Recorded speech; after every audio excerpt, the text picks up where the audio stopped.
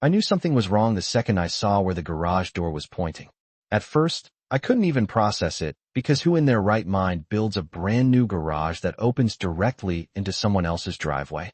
But that's exactly what my neighbor did. My name is Ethan Carter, and at the time this happened, I had been living in the same house for almost 12 years. Quiet neighborhood, decent people, nothing too dramatic. The kind of place where the biggest argument usually involved someone leaving trash cans out an extra day. Then my neighbor, a guy I'll call Brent Holloway, decided he wanted a bigger garage. When the project started, nobody thought much about it. The old storage shed behind his house was torn down. Contractors showed up with lumber and concrete forms, and for several weeks it looked like a completely normal home improvement project. Every morning I'd leave for work and see a little more progress. Concrete foundation 1 week. Framing the next. Roof shortly after that. Everything seemed routine. Then one afternoon I came home and noticed something strange. The framed opening for the garage door wasn't facing the street. It wasn't facing his backyard either. It was angled toward my property. Specifically, toward my driveway. I stood there staring at it for a good 30 seconds trying to convince myself I was misunderstanding what I was seeing. Construction sites can look weird halfway through a project. Maybe it was temporary. Maybe there was another wall going up later. Maybe I was missing something obvious. But over the next few days more pieces appeared. The garage door tracks were installed. The support framing was completed. The opening remained exactly where it was. That's when reality finally sank in. If Brent ever opened that garage and drove a vehicle out of it, the vehicle would emerge directly into my driveway. Not near it. Not beside it. Directly into it. The design made absolutely no sense unless he expected permanent access across my property. I walked around the structure trying to understand how anyone thought this would work.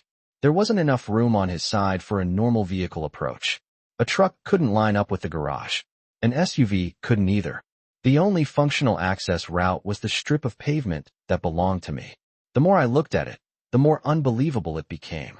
It was like someone had designed half a bridge without checking whether the other half existed.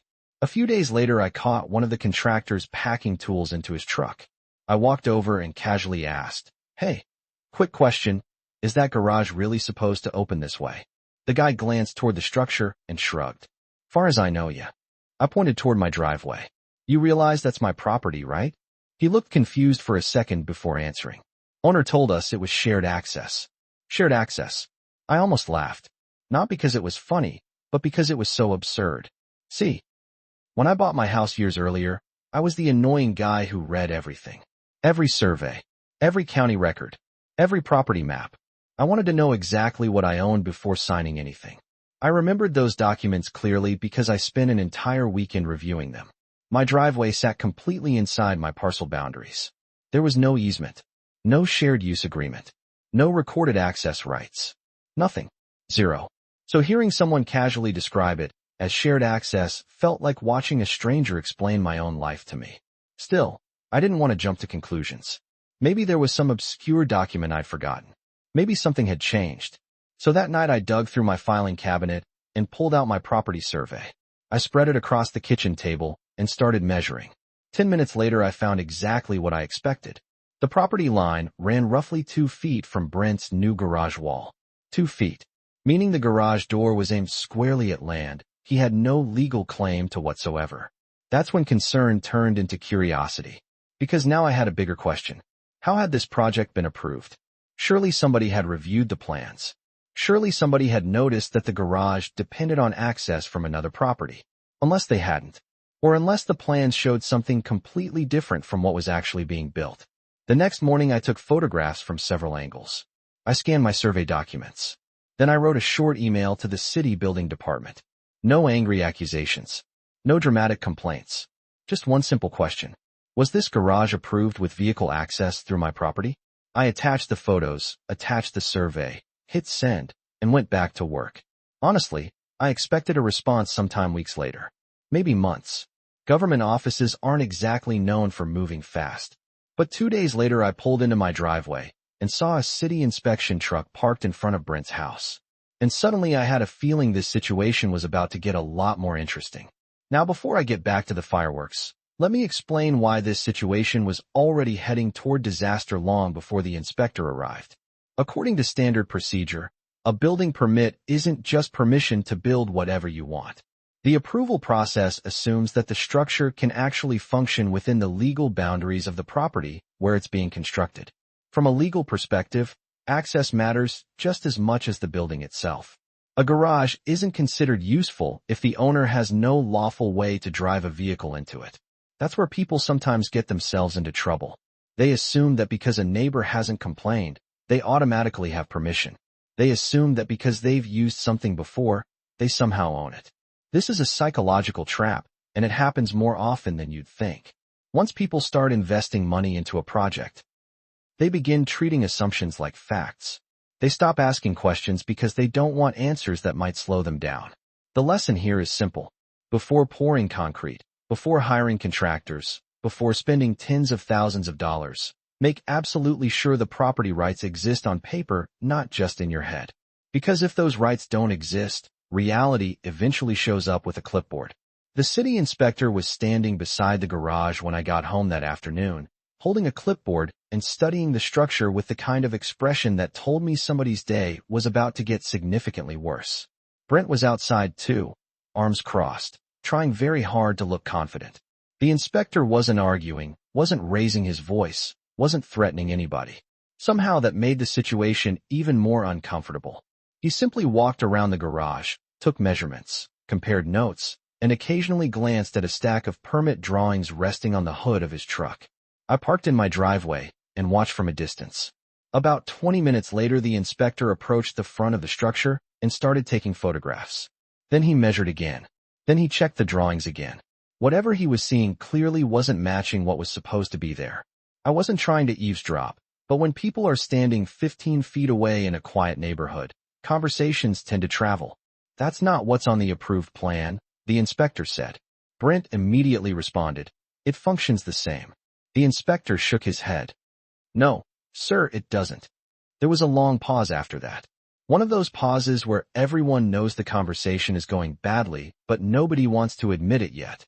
Eventually, the inspector packed his paperwork and left. Brent disappeared inside his house. The next morning, I walked outside to get the newspaper and nearly laughed when I saw a bright red notice attached to the garage framing. Construction stop order. Big letters. Impossible to miss. It looked like someone had taped a giant warning label directly onto several months of expensive construction.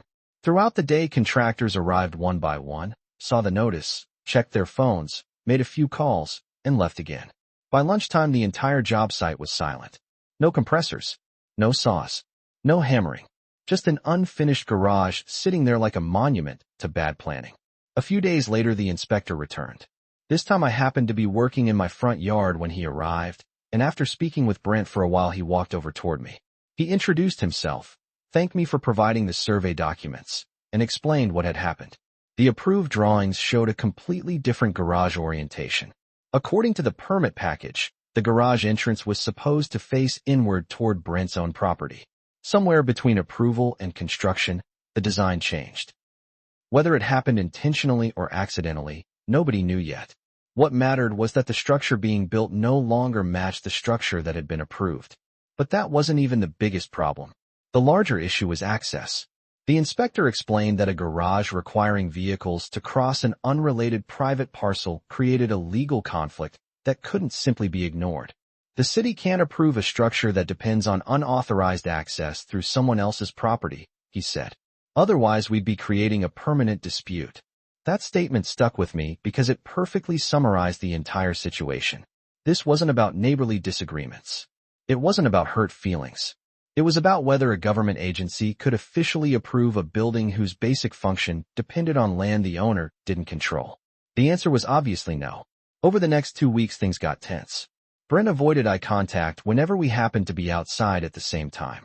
Then one evening, he finally walked over to my driveway. The conversation started politely enough. "Hey Ethan," he said, "can we talk?" I already knew where this was going. We stood beside my mailbox while he explained that there had been misunderstandings, miscommunications, confusion during construction, and several other explanations that all sounded suspiciously like different ways of avoiding responsibility. Eventually, he got to the point. The inspector said one possible solution is a recorded easement. There it was. The ask. The entire reason for the conversation. He wanted legal permission to use my driveway permanently. I asked him exactly what that would involve. He explained that he'd have legal vehicle access rights across my property so the garage could remain as built. In exchange, he'd cover paperwork costs. Paperwork costs. I almost admired the optimism. Here was a man asking for permanent access rights that would affect my property forever, and his sales pitch was that he'd pay filing fees. I told him I'd think about it, mostly because I didn't feel like arguing in the middle of the street. But the truth was I already knew my answer. Over the next few days I researched everything carefully. Property attorneys, easement implications, liability concerns, future resale complications. The more I read, the clearer the situation became. Granting that easement would create long-term obligations and restrictions attached to my property. Future owners could inherit the issue. Future disputes could emerge. Insurance questions could arise. And for what benefit exactly? So my neighbor could keep a garage positioned where it never should have been in the first place? The answer made itself. A week later Brent came back looking hopeful. I told him respectfully that I wasn't interested in granting an easement. His expression changed immediately. The friendliness disappeared. So you're really going to make me rebuild this thing? He asked. I remember that wording because it perfectly captured the mindset that had created the problem. As if I had somehow forced him to construct a garage facing the wrong direction. As if I had personally drawn the plans. I simply replied, I didn't build it. He didn't like that answer. He muttered something under his breath and walked away. After that, communication ended. The city gave him a deadline to resolve the violation. Without an easement, there was only one path remaining. The garage had to be modified. Several weeks later the contractors returned. Not to finish the project. Not to install doors. Not to celebrate completion. They came back to undo work. Watching them remove perfectly good framing was surreal. Lumber that had been measured, cut, installed, and inspected was suddenly being torn apart because the entire design had been based on an assumption that never existed. The garage opening disappeared first. Then sections of wall framing were rebuilt. New structural components were added. Exterior materials were replaced. It wasn't a small adjustment.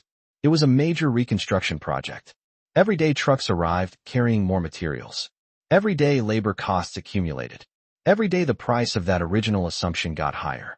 One contractor I spoke with casually estimated that the redesign and reconstruction alone would cost many thousands of dollars, not including delays, revised permits, engineering reviews, and additional inspections.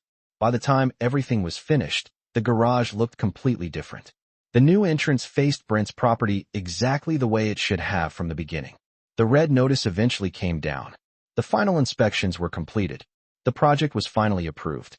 But getting there had cost far more than doing it correctly the first time. What fascinated me most wasn't the money, though. It was how avoidable the entire situation had been. At any point during planning, someone could have checked the survey. Someone could have reviewed the property lines. Someone could have asked a simple question before concrete was poured and walls were framed. Instead, everybody moved forward based on an assumption. And assumptions have a funny way of becoming very expensive when reality gets involved. The last time I saw the inspector, he was conducting the final review. As he packed his equipment, he looked at the rebuilt garage and shook his head slightly. Then he said something I'll probably remember forever. People spend a lot of time planning buildings, he said, but not enough time planning where their rights begin and end. Then he climbed into his truck and drove away. Looking at that finished garage, I realized he was absolutely right. Because in the end, the problem wasn't construction. The problem wasn't architecture. The problem wasn't even the permit. The problem was believing that somebody else's property could quietly become part of your project without their permission. And eventually, that belief collided with reality. After everything was over and the neighborhood finally went back to normal, I found myself thinking about the whole situation a lot more than I expected. Not because of the garage itself. Honestly, I couldn't care less which direction someone else's garage door faces. But because of how easily people convince themselves that something is true simply because it would be convenient if it were true. For months, Brent had acted as if my driveway was already part of his property. Somewhere along the way, the idea stopped being an assumption and became a fact in his mind. And once that happened, every decision that followed was built on top of it. That's what makes situations like this so fascinating. The concrete wasn't the foundation of that garage. The assumption was. And when the assumption collapsed, everything built on top of it started collapsing too. Looking back, I don't think Brent woke up one morning planning to create a legal mess. I think he wanted a larger garage, saw a layout he liked, and convinced himself the access issue would somehow work itself out later. A lot of people do that. They focus on the outcome they want and ignore the obstacles standing between them and that outcome. This is a psychological trap that shows up everywhere, not just in property disputes. People invest time, money, and emotion into a plan, and once they've committed, they stop evaluating whether the original premise was valid.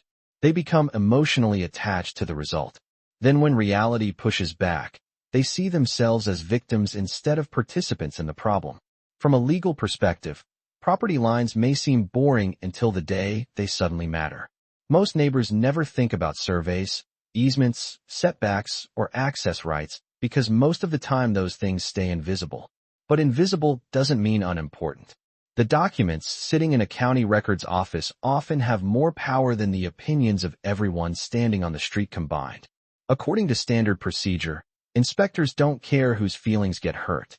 They don't care who spent more money. They don't care who thought something was probably okay.